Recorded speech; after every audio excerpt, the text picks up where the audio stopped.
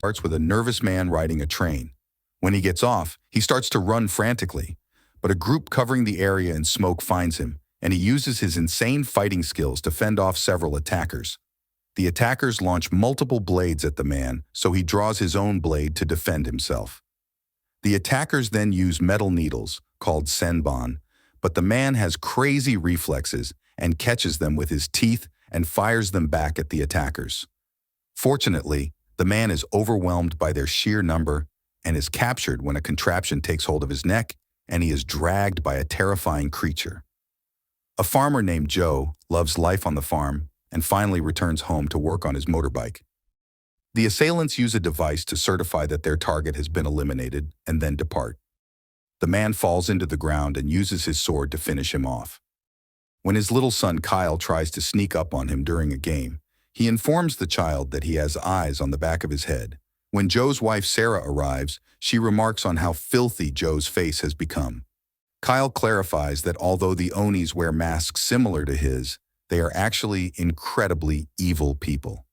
Joe cautions him that the Onion may believe he is one.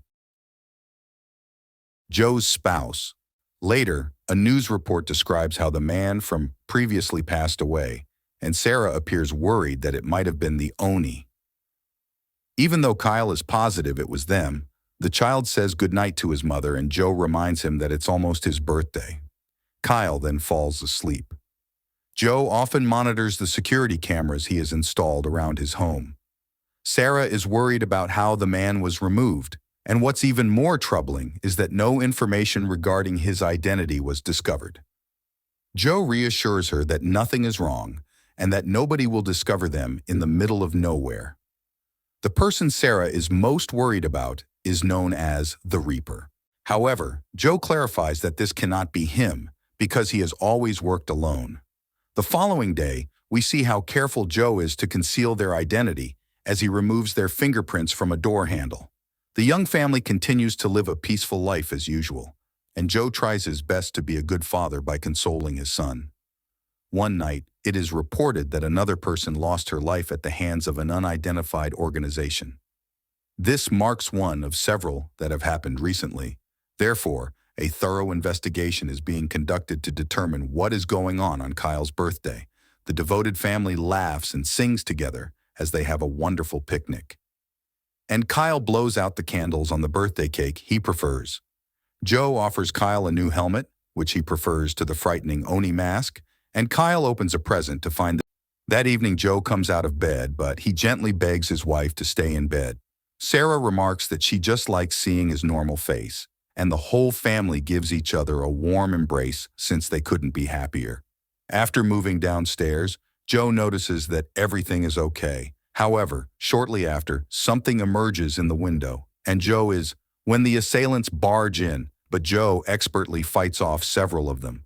His extraordinary talent lets him to seize one of their weapons, and he uses his sword to destroy one man while eliminating several of these men. Joe immediately leaps into action as he hears his son call out to him. He stops an assailant and completely destroys the man. Joe is determined not to let the 2 metal needles that an attacker shot through his neck stop him, so he crawls up the stairs. The excruciating pain eventually overtakes him, and we see a mysterious figure outside. Joe rushes to find his family as he reaches for something. Second floor, where he discovers that several attackers have been neutralized.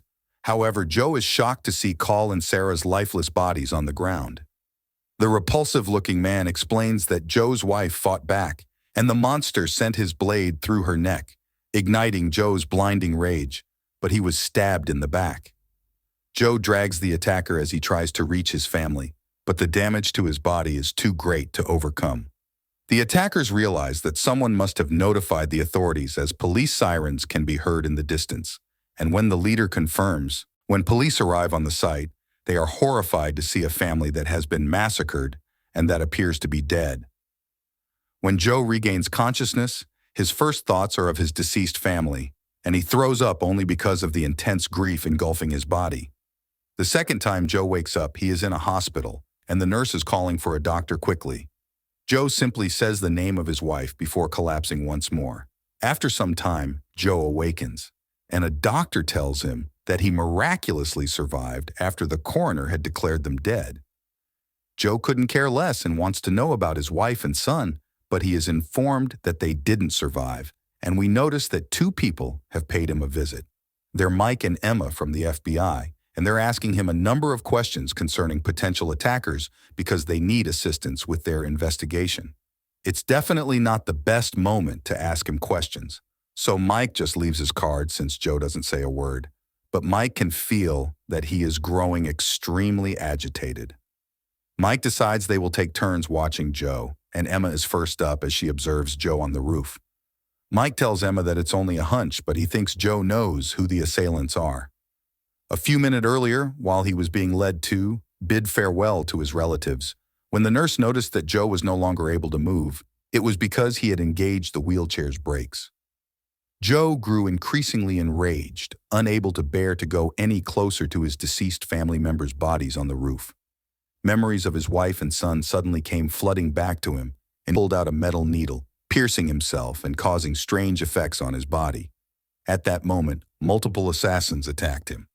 Still full of rage, Joe went insane and dispatched several of them with remarkable strength and accuracy. Manages to have the upper hand in the battle, but that's not all. Joe performs a powerful jutsu move that causes his body to change into black smoke, allowing him to instantly take out multiple assassins. Emma is unaware of what is happening, but Joe refuses to assist her in learning, and instead knocks her out in a furious manner. Joe then carries out his relentless attack, tearing many more assassins to pieces. Joe then, oddly, fires a sword at the lift elevator, and we learn why he did so as he uses a pole to defend himself and pushes all of the assassins who are still alive into the lift. Being vastly outnumbered, it quickly becomes apparent that the assassins are imprisoned inside of him rather than the other way around. Joe rises above all of their bodies when he reaches a new floor, terrifying the very daylights out of any opponents who are still alive. Mike is perplexed as to why Emma isn't returning his calls. After finishing up close by, the assassin leader finds him. Memories of the assassin leader infiltrate Joe's mind once more, and he assaults him furiously. This leader, however, is plainly different from the others because he successfully protects himself and even puts a contraption around Joe's neck. Joe immediately breaks free, but soon the fight is evenly matched. Yet again, he is able to deliver a crushing blow by using his shadow skill. The leader mockingly says that Joe can change his appearance as much as he wants, but he will never be able to escape his fate. Joe quickly responds with even more strikes, and the fight ends soon after Joe demands to know how they found him and his family, and how they knew it was really him. After that, Joe surprises him by taking off his disguise. Joe doesn't say anything more after this. He simply terminates the leader's life. Joe then visits his family, finding it so difficult to look at them that he breaks down in tears. After returning home, Joe drills a hole. He pushes a box he had hidden against a wall, and we can see it contains several things, including a mask. Before Joe sets his family home on fire, we get one last glimpse of Joe staring at a photo that brings back memories of his family. After witnessing his once peaceful and love-filled life burn away, Joe puts on a mask to protect himself from the fire. Consumes every last memory, but we can see that he is still filled with anger. Later, Joe relives the horrific moment when his family died. This time, his wife calls him by his real name, Hegan, and his son screams out to him at that exact moment.